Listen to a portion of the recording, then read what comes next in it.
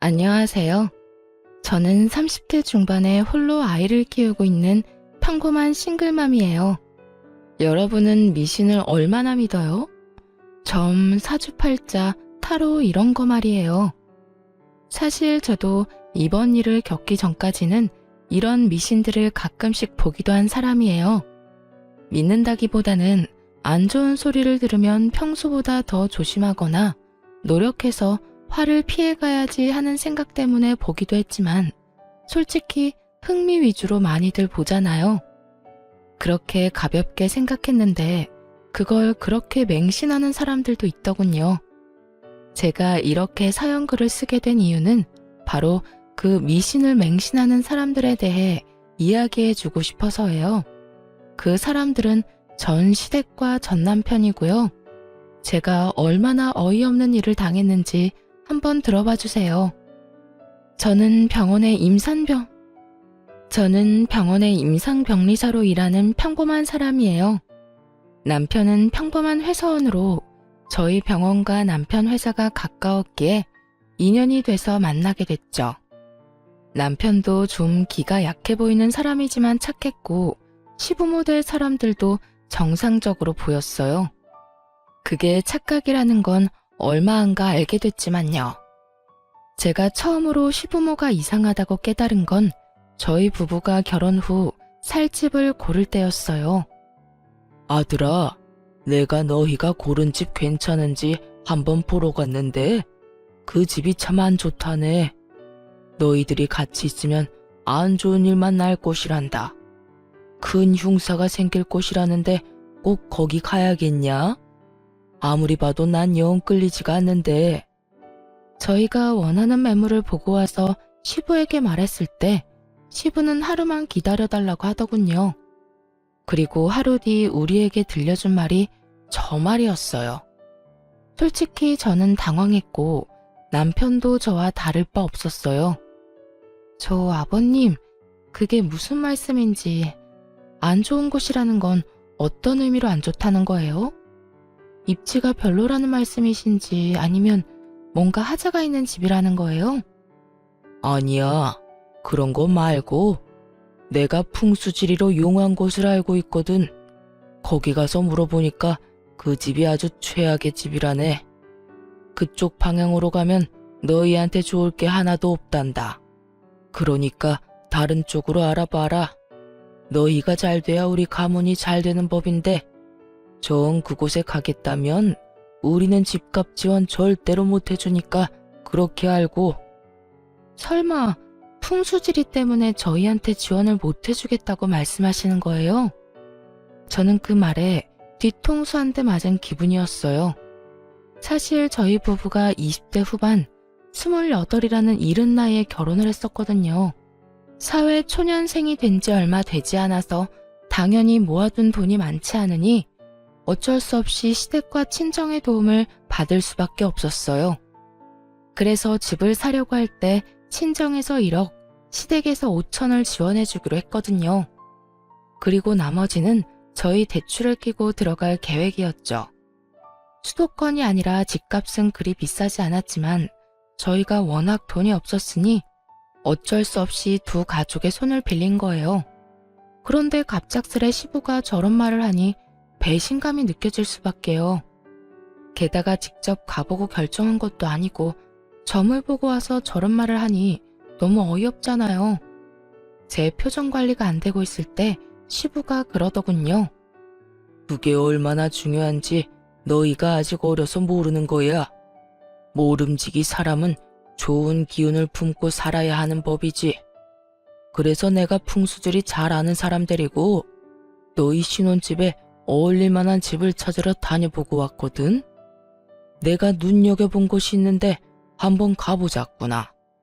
너희가 고른 집은 풍수지리에도 안 맞고 누가 들어가도 나쁜 터라고 하더라고. 그러니까 길한 곳도 한번 보고 오는 게 좋지 않겠냐. 그래야 너희 생각도 바뀔 거 아니냐. 좋은 의도라는 건 잘 알겠어요. 하나뿐인 아들 내외를 좋은 집에서 누구보다 길한 곳에서 보금자리를 꾸며주고 싶은 그 마음. 정말 솔직히 이런 형태가 아니었다면 고마워서 눈물이 났겠죠. 그런데 이건 좀 아니잖아요. 게다가 시부가 보내준 주소를 보니 눈앞이 캄캄했어요. 직장과는 너무 먼 데다가 지은 지 오래된 집이었거든요. 게다가 찍어준 사진만 봐도 리모델링 비용이 얼마나 나올지 예측이 불가할 만큼 허름했어요. 솔직히 그 사진을 보고 나니 시부가 일부러 점집이나 풍수지리 이야기를 꺼낸 줄 알았어요. 비싼 집 안 보내려고 저러는 거구나 하고. 그렇지만 시부가 그것도 돈도 지원해줄 사람이 가자는데 거절할 사람이 어디 있겠어요? 결국 울며 겨자 먹기로 시부를 따라 나섰죠. 저희 부부는 이후에 다른 곳에 갈 일이 있어서 시부와는 차를 따로 타고 갔어요.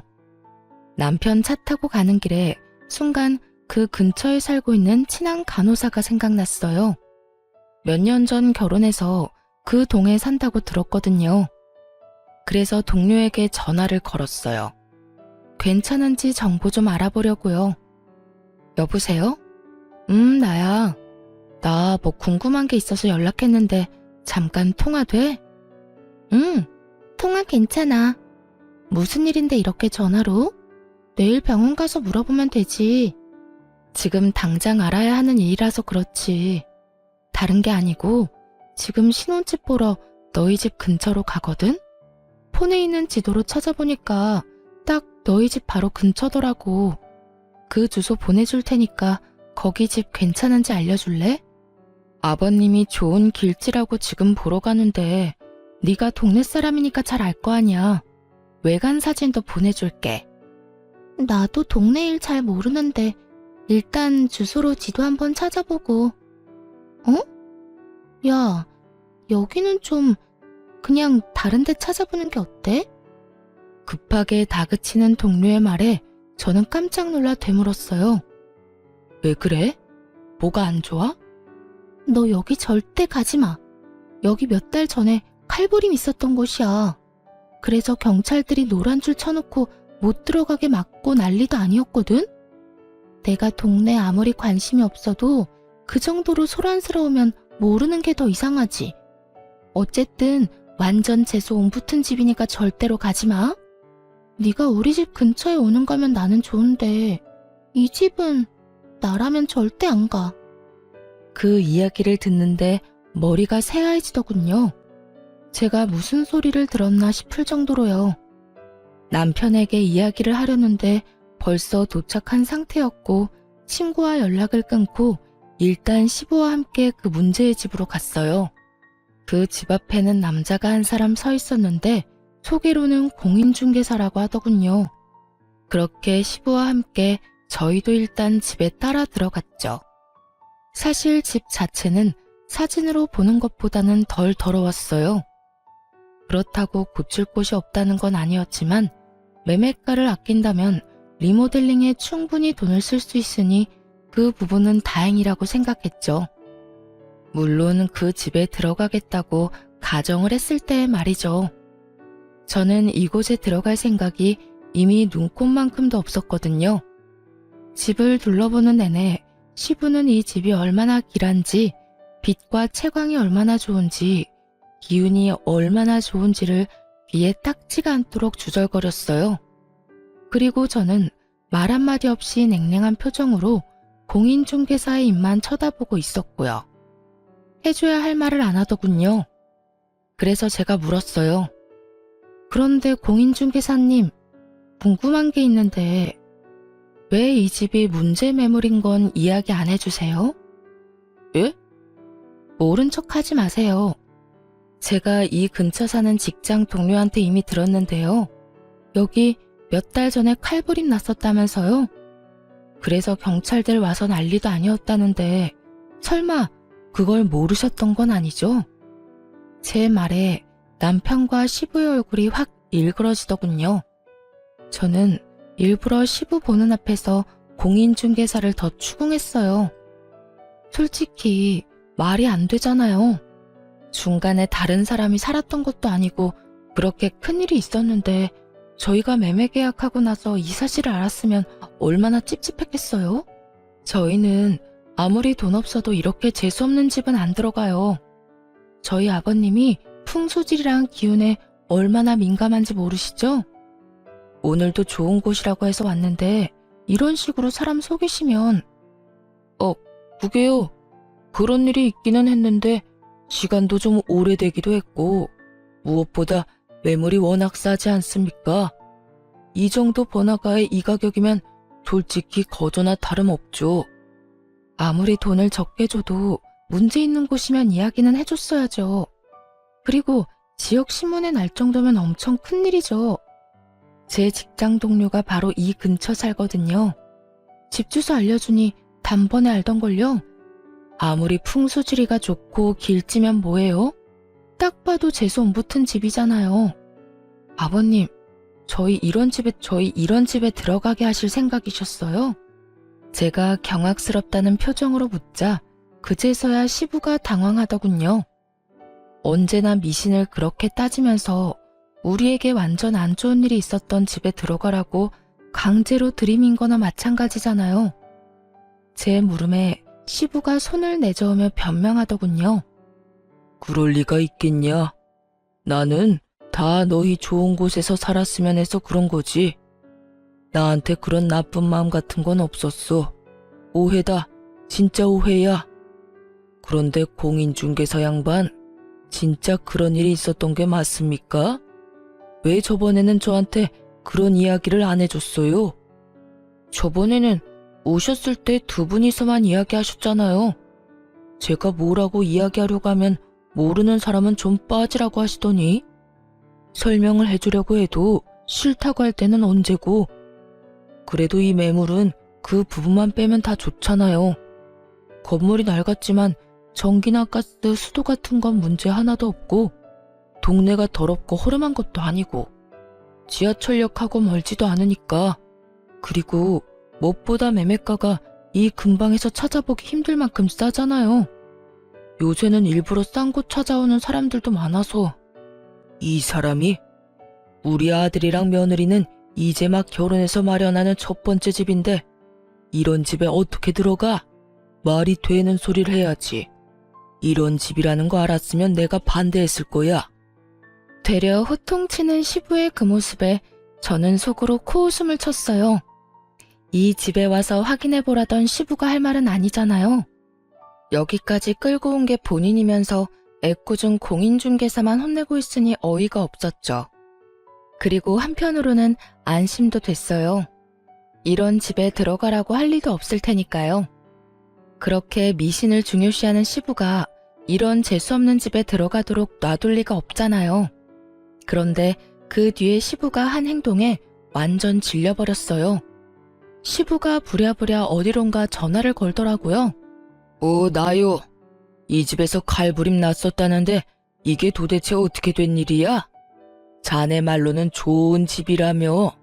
길지라서 살면 두고두고 좋을 집이라더니 몇 달 전에 이 집에서 사람 죽어서 경찰까지 왔었다는데 잘 봐준 거 맞아? 시부의 그 말에 상대방이 뭐라고 했는지는 모르겠는데 그 뒤에 이어진 시부 말은 저를 더욱 경악스럽게 했어요.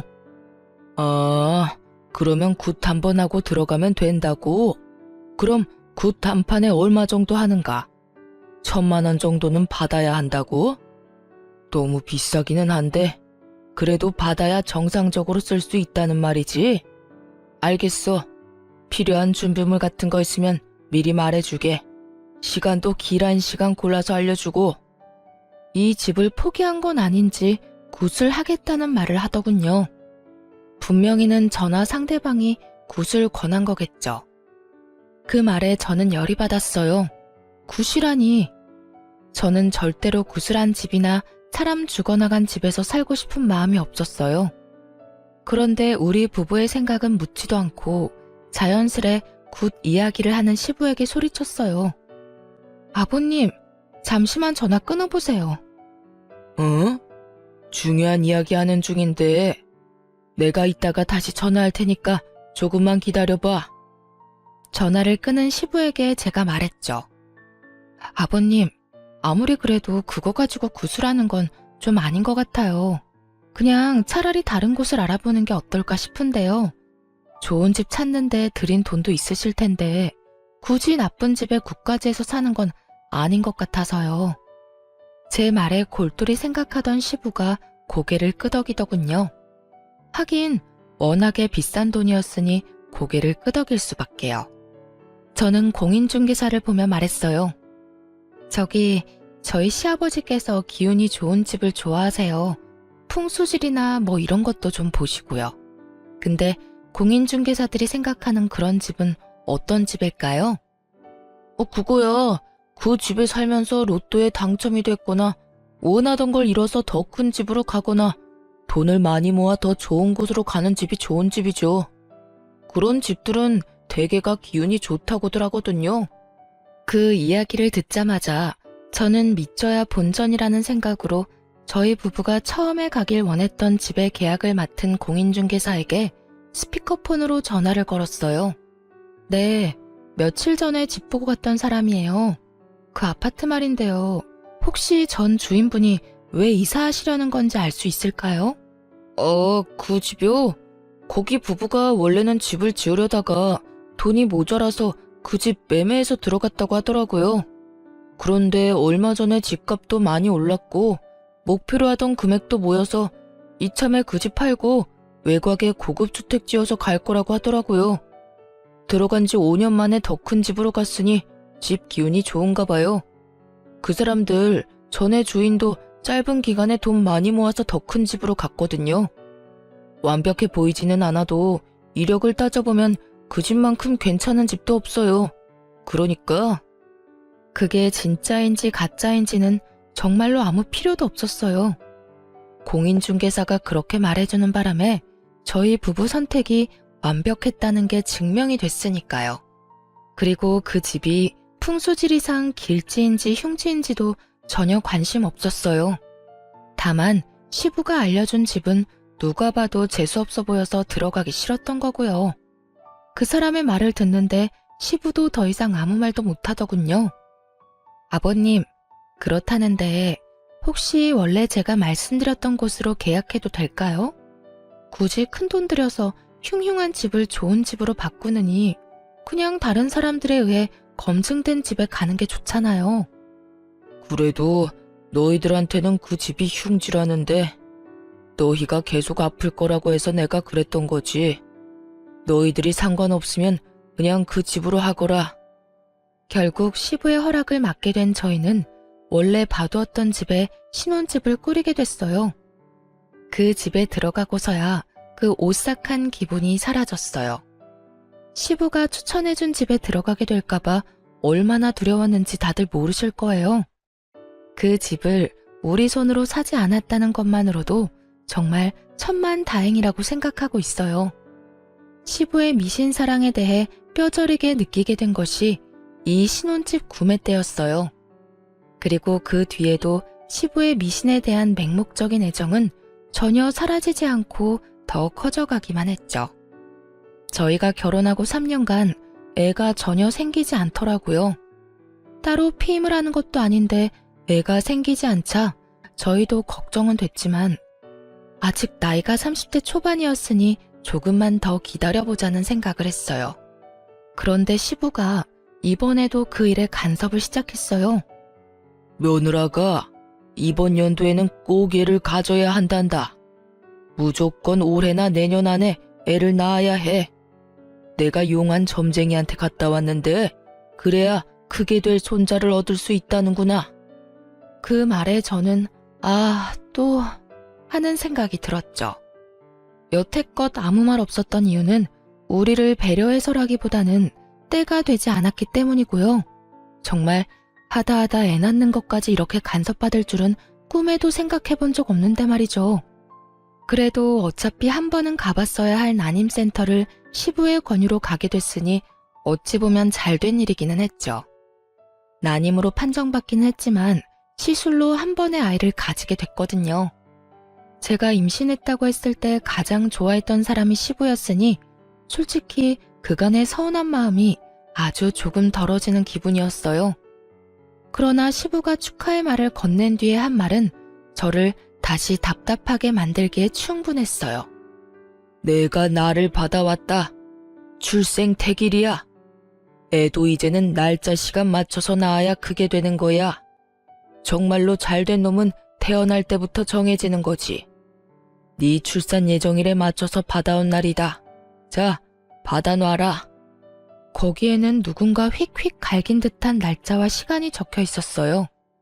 그걸 보면서 저는 정신이 아득해지는 기분이 들었죠. 또 미신. 그래도 이번에도 이해하려고 애는 썼어요.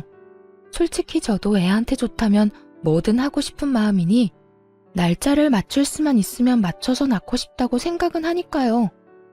하지만 출산해보신 분들은 알잖아요. 제왕절개가 아닌 이상 그건 맞추기가 엄청 어렵다는 걸요. 저는 나지막히 한숨을 쉬며 시부에게 말했어요. 아버님, 날짜 받아와 주셔서 감사해요. 최대한 이 날짜에 나아보도록 노력할게요. 39주쯤이라 맞추려면 맞출 수도 있을 것 같긴 하네요.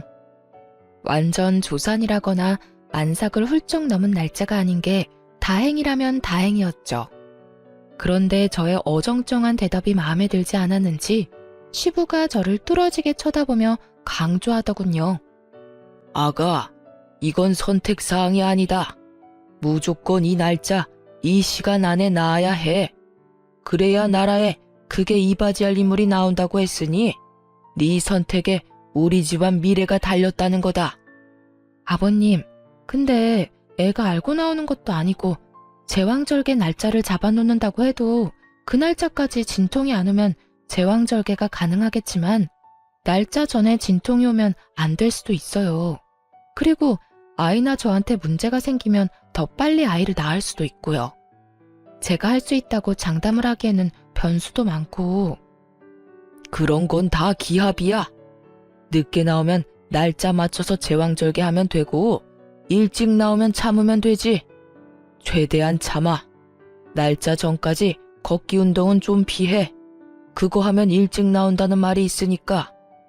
무슨 애 하나 나오는데 집안의 미래까지 생각해요? 어떤 운명을 타고나든 잘 키우면 될 것을 애를 어떻게 키울지 상의하는 것도 아니고 좋은 날짜 시간만 받으면 노력하지 않아도 큰 사람으로 자랄 거라는 생각 자체가 얼마나 아니란 건지 아무도 지적하지 않더군요. 저는 더 이상 논쟁하고 싶지 않아서 알겠다고 말하고 시댁에서 나왔어요. 그 뒤로 시댁에는 일부러 발걸음을 자주 하지 않았어요. 그 대신 전화는 자주 짧게 했죠. 그래야 우리에게 얼굴 보자고 하지 않을 테니까요. 그렇게 거리를 두는 사이 점점 분만 예정일이 다가오기 시작했어요. 직장의 출산, 육아휴직을 위한 대체자를 구하지 못한 터라 38주가 될 때까지 꽉꽉 채워서 일을 했어요. 그리고 39주, 시부가 선택한 출산 태기를 하루 앞두고 결국 진통이 시작됐어요. 사실 이슬은 더 일찍 비쳤지만 통증이 없으니 병원에서는 오지 말고 진통 시작하면 오라고 했거든요. 그래서 기다렸던 건데 결국 얼마 지나지 않아 진통이 시작되더라고요. 일단 남편과 병원으로 향하는 내내 애가 잘못되지는 않을까 하는 생각만 했어요. 그리고 처음으로 아이를 낳는 두려움만 가득했죠. 그렇게 병원에 갔더니 문이 많이 열려서 지금이라도 힘을 줘야 한다고 하더군요. 게다가 애가 배 위에서 아래쪽으로 이미 내려오고 있는 상태라 힘을 줘서 빼내는 것만 남았다고 하더군요.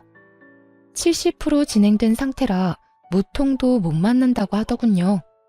출산 태기를 24시간 앞둔 시간이었어요. 저는 날짜 같은 건 생각도 안 났어요. 의사 선생님이 하는 말을 들으며 고개만 끄덕였죠. 비상 상황에 믿을 수 있는 사람은 의사뿐이니까요. 그렇게 모든 준비를 끝내고 진통으로 애를 밀어내고 있는데 남편이 자기 폰을 제 귀에 대어주더군요.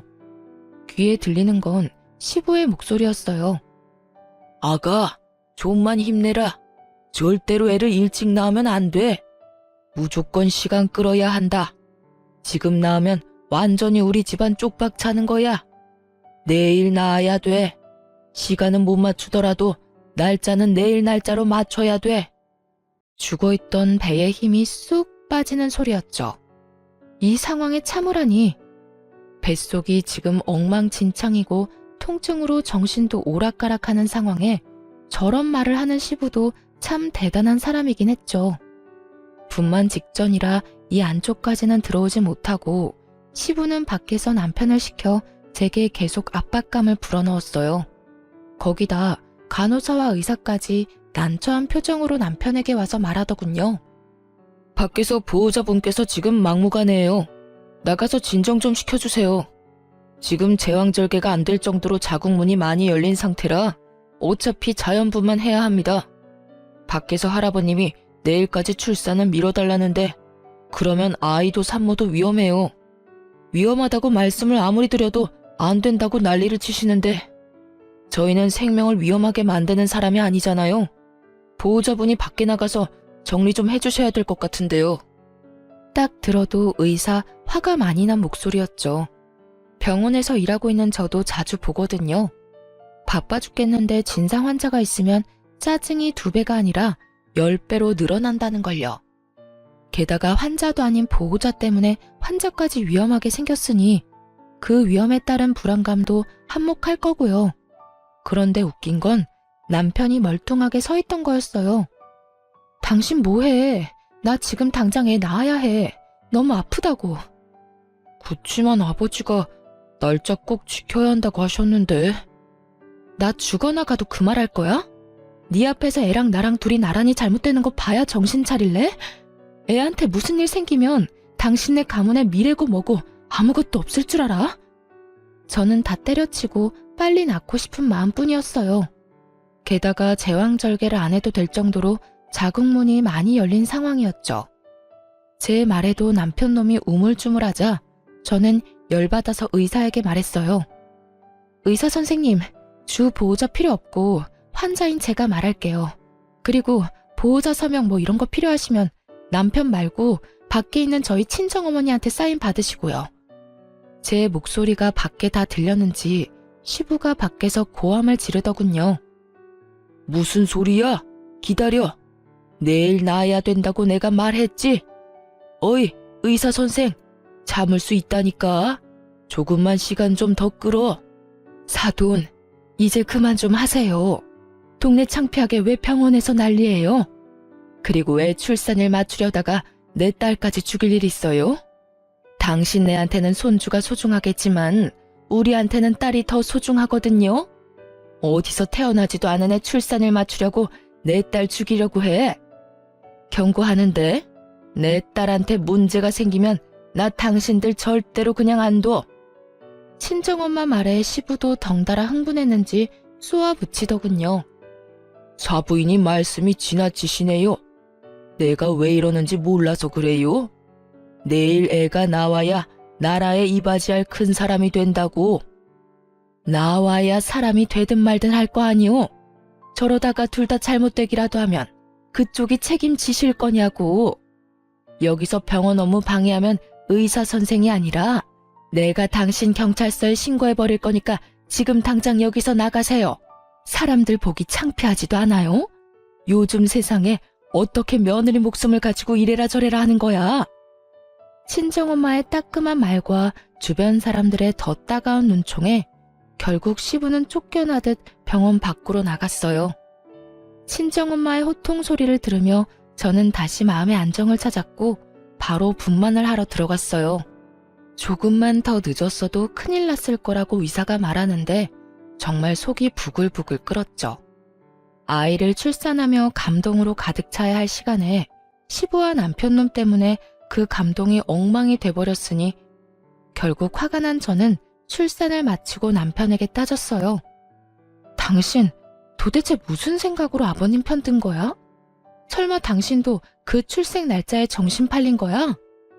나도 당황했어. 나도 두 사람 사이에서 어쩔 줄 몰랐다고. 누구를 따를지 나도 고민하고 있었거든. 그걸 어떻게 고민해? 당신 진짜 내가 죽어나가도 아버님 편들 생각이었어? 미쳤어? 설마 당신도 그 미신 믿는 거야? 그게 아무리 중요해도 목숨보다 더 중요한 거야? 그러니까 미안하다고 지금 사과하잖아. 늦었어. 이제 와서 무슨 사과야? 나 몸조리 친정에 살 거니까 당분간 만나러 오지 마. 결국 저는 화를 내고 조련 퇴소 후 친정에 몸조리하러 갔어요. 솔직히 남편에게 화가 난 건 둘째치고 시댁 어른들 얼굴 볼 일이 더 짜증나서 일부러 친정에 간 거였거든요. 친정엄마랑 그렇게 큰 소리 내며 싸운 시부가 친정에 올 수 있을 리 없으니까요. 시부가 와 봐야 할 말은 하나밖에 더 있겠어요. 사실 애 낳은 그날 저녁 전화로 생생하게 듣긴 했죠. 넌 어떻게 그걸 못 참고 그렇게 애를 빨리 낳았어? 내가 전화해서 물어보니까 그것도 영 나쁜 건 아니라길래 다행으로 생각은 했다만 그게 될 수 있는 애를 네가 처음부터 잘못한 거야. 아버님, 제가 아무 말씀 안 드리려고 했는데 진짜 해도 너무하시네요. 제가 위험하다는 말 의사 선생님한테 들으셨죠? 그런데도 어떻게 그 상황에서 더 버티라는 말씀을 하셨어요? 제가 진짜로 잘못되기라도 했으면 어쩔 생각이셨어요? 아니 너야말로 너무 네 생각만 하는 거 아니냐? 네가 결혼해서 우리 집에 들어온 게 그냥 너 좋으라고 하는 일인 줄 알아? 자식 손주들이 잘 돼야 집안이 평안한 법이다. 그래서 내가 그렇게 하루 늦게 나으라고 했는데 그걸 못 참아서 이 난리를 피우고. 적반하장인 시부를 보니 정이 다 떨어지더군요. 그래서 시부에게 통보했어요. 그래서 지금 제가 대역 죄인이네요? 그러면 속이라도 편하시게 제가 안 보이는 게 답인 것 같네요. 앞으로는 시댁 일에 절대 참견 안 할 테니 걱정 마세요. 그리고 아버님, 손주 어차피 마음에 안 드시죠? 잘 됐네요. 앞으로 저랑 제 아들은 시댁 일에 더 이상 관여 안 할게요. 무슨 일 있으면 남편 통해서 해결하세요. 그렇게 말하고 전화를 탁 끊어버렸어요. 그리고 남편에게도 똑똑히 전했죠. 앞으로 시댁 일은 너 혼자서 알아서 하라고 말이죠. 며느리며 손자며 마음에 안 든다고 전할리인데 뭐하러 내가 사서 고생해야 하느냐고요. 남편 놈은 저한테 미안하긴 했었는지 시댁과의 연락을 본인이 하려고 노력은 하더군요. 그런데 시부가 웃긴 게 저도 손주도 탐탁치 않다면서 매번 전화해서 애 보러 오고 싶다고 남편을 들들 볶더군요. 몇 번이나 마주칠 뻔한 걸 제가 다른 약속 만들어서 피해버렸어요. 한 5번째쯤 그렇게 피하니 더 이상 연락 안 하더군요. 제가 왜 그 사람한테 애를 보여줘야 하나요? 아무리 조손관계라도 원하던 시간에 안 태어나서 망했다고 생각하는 사람한테 제 자식 만나게 할 엄마가 어디 있나요? 그렇게 시부와의 만남을 필사적으로 피하며 저는 육아와 일을 병행하게 됐어요. 그리고 육아휴직 종료에 맞춰 아들을 어린이집에 보내게 됐어요. 이제 막 돌을 넘긴 아이를 어린이집에 보낸 부모들은 알 거예요. 어린이집은 애를 봐주는 좋은 곳임과 동시에 들어가면서 병원균에 노출되는 아주 무서운 곳이라는 걸. 저희 애만 그렇지는 않고 모든 애들이 그랬죠. 한 아이가 감기 걸려오면 그 반 애들은 다 줄줄이 걸리고 바이러스성 질병이라도 걸리면 또 다른 친구들도 다 걸리고 저희 아들은 또래보다 좀 더 많이 걸리는 편이었어요.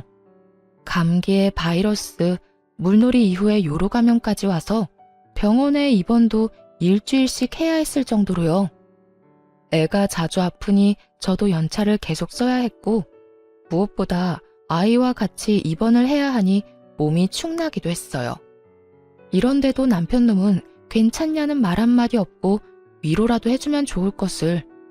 제 맘 알아주는 사람은 친정엄마 뿐이더군요. 그런데 아기가 호흡기 바이러스로 열이 나서 입원했을 때 시부에게서 연락이 왔어요. 남편이 애가 아프다고 말한 모양이었어요. 전화를 받았는데 시부 이야기에 화가 확 치밀었죠. 손주 아픈 거 애 사주 때문에 그렇단다. 그러게 내가 뭘 했냐? 하루만 더 버티라고 했지. 그랬으면 잔병치레도 안 하고 잘 컸을 텐데 네가 그걸 못 참는 바람에 애가 약하게 태어났잖아. 뭐 이미 애가 그렇게 나온 건 어쩔 수 없고 내가 그 문제는 이미 방법을 찾아놨으니 나중에 너 나랑 같이 어디 좀 가자. 느낌이 쎄했죠. 그 어디가 그저 평범한 곳일 거라는 생각은 전혀 들지도 않았죠. 어디를 가자는 말씀이세요? 신방. 용한 점쟁이가 그러는데 그거 한 번만 받으면 싹 다 낫는단다. 그러니까 애 태어나면 너랑 애 둘 다 준비하고. 자기 할 말만 하고 끊는 시부를 보며 화가 머리 끝까지 났죠. 당장 남편에게 전화해서 퍼부었어요. 아버님 도대체 무슨 생각이셔? 내가 병간호도 이렇게 힘들어 죽겠는데 왜 아버님 그딴 정신 나간 소리를 들어야 해? 세상에 어떤 사람이 두 돌도 안 된 애랑 며느리한테 신방을 가자고 하느냐고. 우리가 악귀야? 우리가 뭐 귀신이라도 붙었대? 지금 우리 애 반에 같은 질병으로 입원한 애가 둘이야. 이 지역에도 유행하는 중이고. 그럼 그 애들도 다 태기를 잘못해서 그런 거냐? 어디서 말도 안 되는 소리를 해. 이런 일은 당신이 중간에서 알아서 끊어줘야지. 나 스트레스 받아서 죽으라고 이러는 거지? 나 말려 죽이려고? 그딴 식으로 말하지 마. 아버지가 나쁜 마음으로 그랬겠어? 아버지도 손주 걱정하시는 거야. 할아버지가 손주 걱정하는 게 도대체 무슨 잘못인 건데? 당신이 이렇게 예민하게 나오니까 나도 아버지도 당신한테 문제가 있다고 생각하는 거지. 그리고 애가 이렇게 자주 아픈데 당신은 뭐라도 해볼 생각은 안 하고. 그래서 내놓은 해결 방법이 점집에 가서 물어보는 거야? 차라리 한의원을 가거나 어린이집을 안 가고 애 봐줄 사람 찾는 게 더 괜찮은 방법 아니야? 하긴 이미 애가 그렇게 타고났다고 생각하는 사람이 그런 걸 해줄 리가 없지.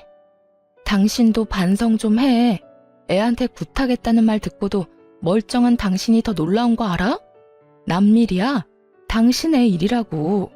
아버님이 그런다고 당신까지 이러면 내가 어떻게 버텨?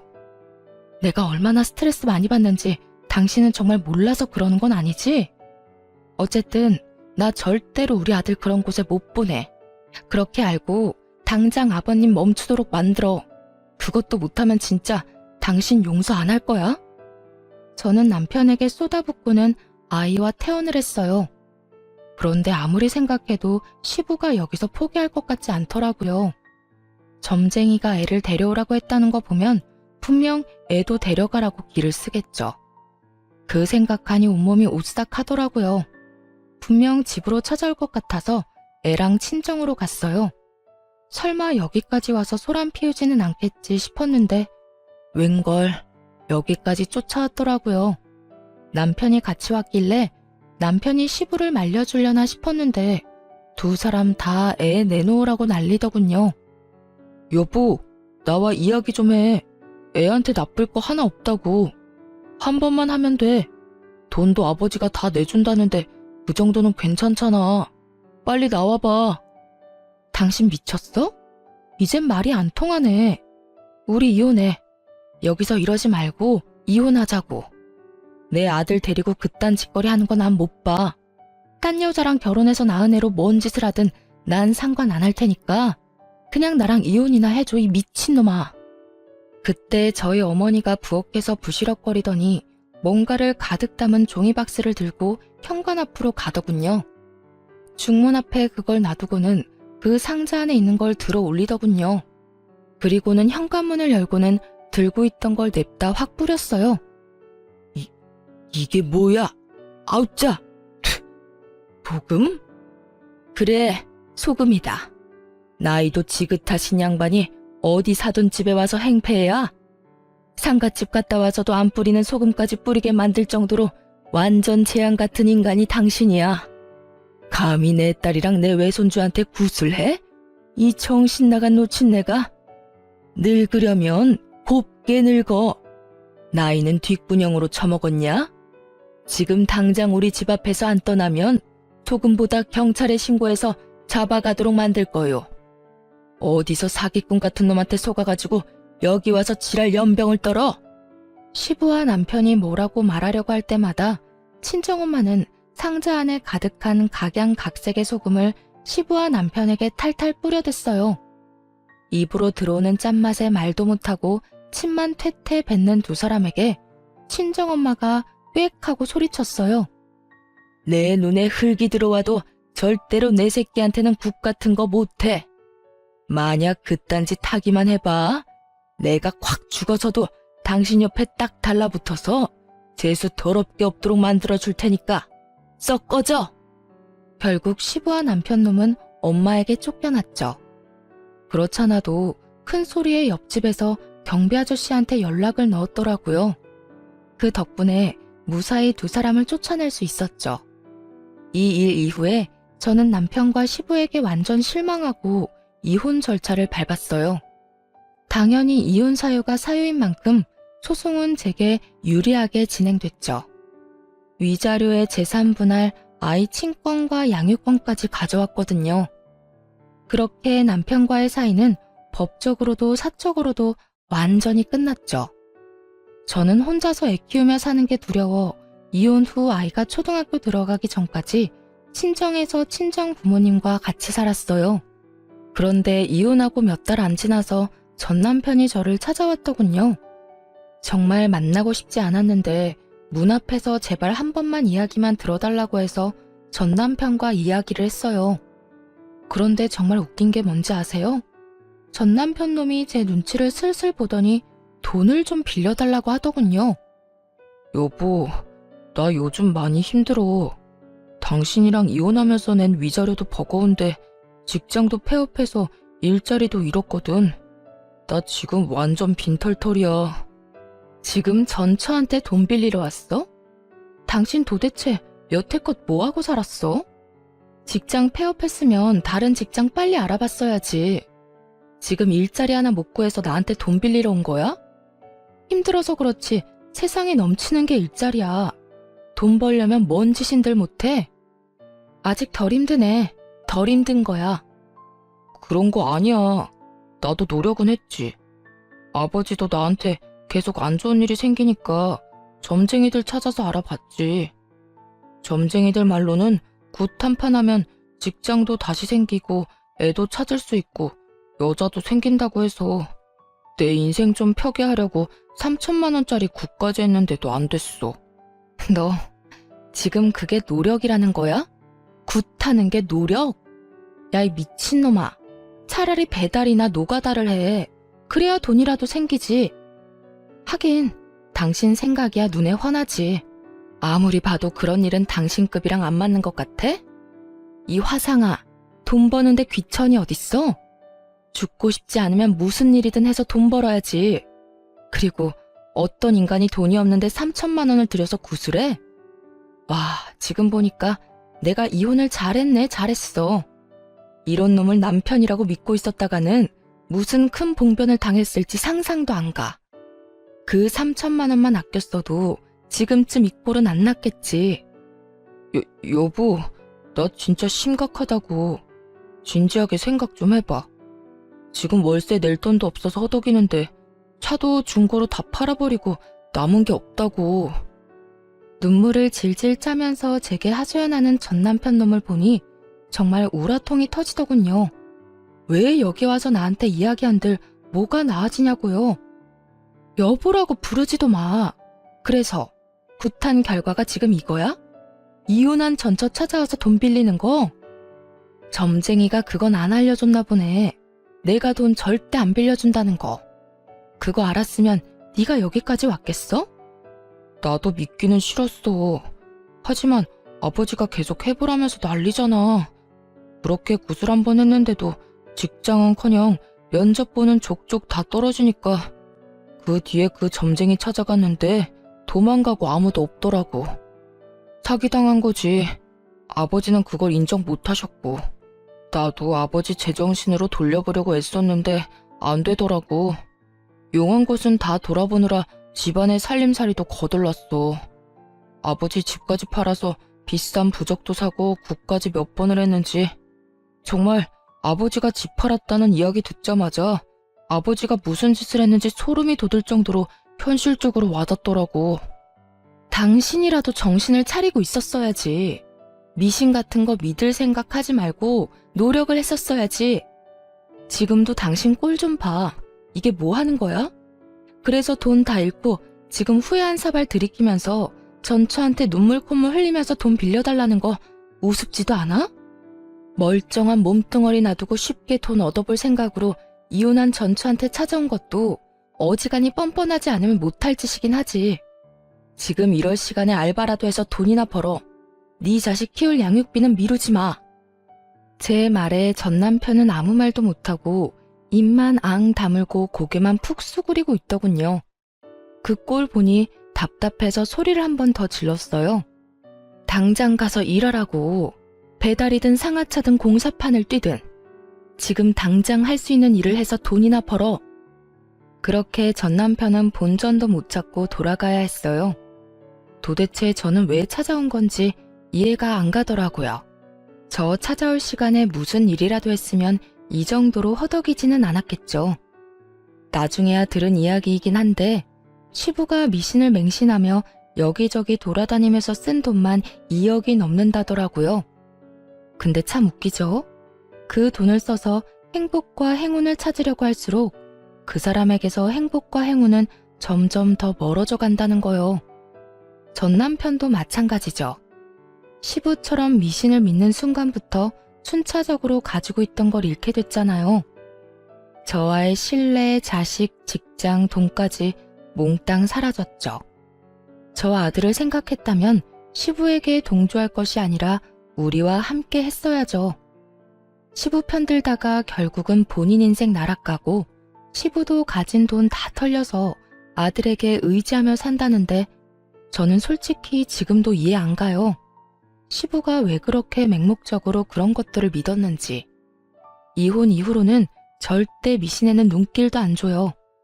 그런 거 없어도 사람의 삶이라는 건 순리대로 흘러가는 법인데 중간에서 억지로 꼬려고 할수록 더 복잡해지는 거라고 저 혼자 이 상황을 겪고 그렇게 생각하기로 했어요. 뭐든 적당히가 제일 좋은 것 같아요. 적당하게 하기만 한다면 마음의 부담도 덜 수 있고 불안감도 다스릴 수 있겠죠. 가만히 보면 시부와 전 남편은 그런 불안에서 벗어날 수 없었기 때문에 미신이라는 도구에 의존하게 된 건지도 모르겠네요. 그러니 마음 다잡고 열심히 살 생각이에요. 그래도 전 남편도 자식 짓기 생각은 하는지 양육비만큼은 꼬박꼬박 잘 보내고 있어요. 들어보니 택배 상하차 일을 하고 있다더군요. 하려면 할 수 있는 일인 것을 왜 그때는 깨닫지 못했는지 참 이해가 안 가긴 합니다만 후회는 언제나 늦은 법이고 떠나간 버스는 다시 돌아올 일 없으니 그것도 전 남편이 만든 결과죠. 여러분, 뭐든 적당히가 중요한 것 아시겠죠? 과하면 언제든 문제가 생기는 거라는 걸 저는 이번 이혼으로 깨달았거든요. 제 어이없는 이혼 사연 잘 읽으셨나요? 읽어주신 분들에게 감사한 말씀 전하며 모두 행복한 하루 되세요.